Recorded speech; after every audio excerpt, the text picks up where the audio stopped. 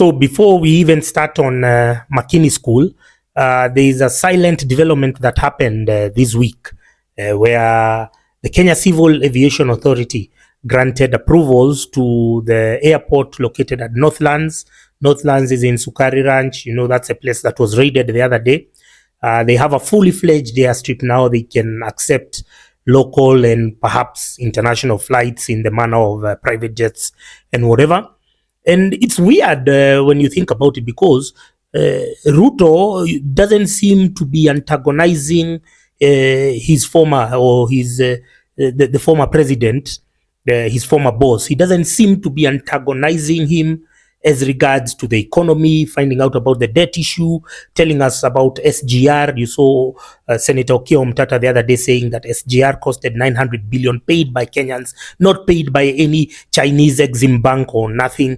Ruto is not pursuing that trajectory. The only thing he wants to take from Uhuru is the Jubilee Party. That's why he's dispatched these clowns, Kanini Kega and Sabina Chege, to pursue that route. He's even funding them for the National Delegates Conference. That's all he seems to be concerned about. Politics, politicking. Let's get the political party. We are here talking about serious issues, about debt. We are here talking about the rising cost of living connected to electricity and fuel, all emanating from this last regime.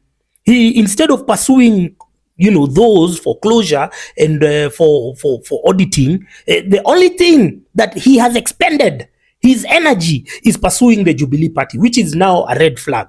So let's go through this approval of the Kenya Civil Aviation Authority. You can see it there. Northlands Airstrip, aerodrome geographical administrative data. You can see it's a like 9-page document. They're talking about the space is done by the Kenya Civil Aviation Authority. You can see it's dated. Is dated July 10th. And then now, they're talking about all these gibberish for aviation. They're talking about what? Aerodrome obstacles. Those are the things. You can see it's a proper airstrip.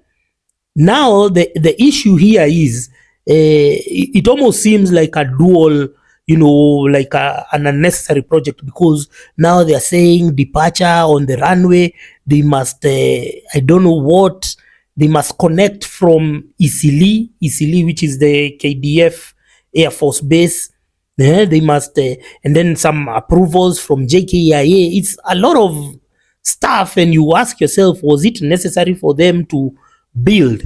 But the most important is not even this. The most important is sometime last year there was a guy who was there, and he did a video when he was in Northlands, and he was saying that they've been appointed by China Roads and Bridge Construction, which was behind both the expressway and the whatever, and the SGR, that they were the same people who were constructing this airport or airstrip in Northlands. So there is a high probability that taxpayers' money was the one which was involved. Just listen to this guy. It was last year. It's not me who is saying, it's this guy who is saying. Just listen to what he's saying.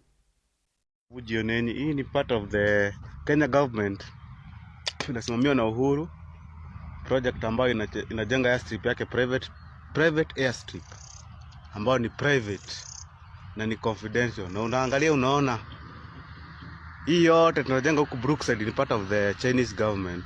Hii ambayo inaitwa CRBC ndio tunajenga huku. Na hii part hii ni private airstrip ukiangalia.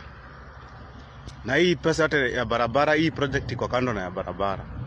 Na unaona venye Uhuru anafanya mambo yake ya kando. So you hear directly from the guy. So anyway, that is the development. There is a new airstrip in Northlands approved by the Kenya Civil Aviation Authority. This government does not want to pursue the issues of debt, the issues of those phantom projects, the expressway and the SGR. The only thing they are obsessed about is the Jubilee Party, and they are ready to expend all the resources, all their political capital, just for that dick measuring contest between Jubilee and UDA.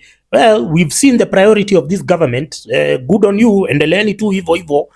Don't say we didn't tell you. So let's talk about now Makini schools. You know them. You guys call those schools group of schools. You know those bougie schools. It was started in around 1978 by a lady called Mary Okello. You know, in her profile, they say that she was the first black bank manager and female bank manager. Yeah, so but in 2018 it started changing hands. It started they went to a company called Advtech and Shoal. So they first bought 70%, and then in 2020 now they acquired 90%, and so they got controlling stake, and now they fully owned management. Their complaints. First of all, there was a letter by the Parents Teachers Association where they are saying that issues of concern at Makini School, we act on behalf of the parents. That's the lawyers who wrote, and then they say the teaching and support staff are being targeted, blah blah blah, and then they say there's a culture of intimidation, and then they say learners are humiliated by being sent away in the most inhumane ways for having arrears. Several foreigners are employed in various positions in the school management, which you opt to be Kenyan nationals. The toilets being used for the learners are very dirty and smelly. Don't know what, there is not enough cutlery during the food. Yeah, and then they talk about the CEO. The CEO is aggressive behavior towards parents, staff, and learners. The CEO visibly carries a firearm within the school compound. You know, it's amazing. The CEO smokes within the institution in the presence of learners, has put up an irregular structure within the institution of a smoking zone. The CEO does not accord a hearing to parents, teachers, and staff who seek consultations about their concerns. Yeah, and you can continue reading that the last part of that letter so that you can see the concerns by the parents. Their parents, I think there are two categories in that school. There are those who learn with Cambridge, and there are those who learn on the perhaps main curriculum. I wouldn't know. So they are talking about the fee structure, and when they were being enticed to remove their children from the mainstream to the Cambridge part of the curriculum, they were told they are going to be given discounts, and they were given discounts in 2020 and 2021. Now they were given a new fee structure on 23rd of June. You can see in this letter, we trust that you and your families are doing well. We write that from 1st September, we are adjusting the school fees. We have made sure our fees, blah, blah, blah. And then the accounts department, and then now we go to the fees structure. You can see this is now the real group of schools. You can see for, say, year 11, if you have a year 11 student per year, you're paying 513,150. Kenya, Joe.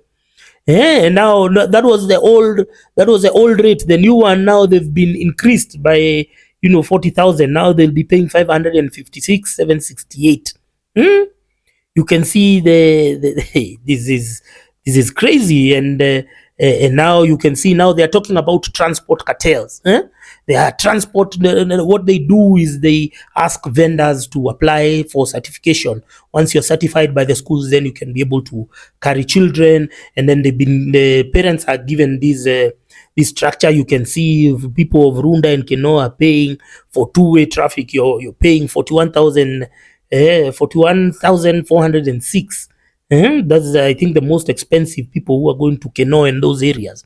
So they are saying that the school does not pay the transport vendors on time, and so now you leave those jokers who are ready to accept any amount of money, who appoint rude drivers who don't drop off the students where they are supposed to be dropped off, the agreed drop off points, if it's at their homes or something, because they are not being paid on time. So this the private, we have always argued and have always opined that private schools, private hospitals are not a solution to a dysfunctional public sector. So the rest of us who are seeing this shit show going on in private schools, is the same case with private hospitals. We should ensure that we now take keen interest to ensure that our public schools managed by your counties, managed by whatever, don't take this trajectory.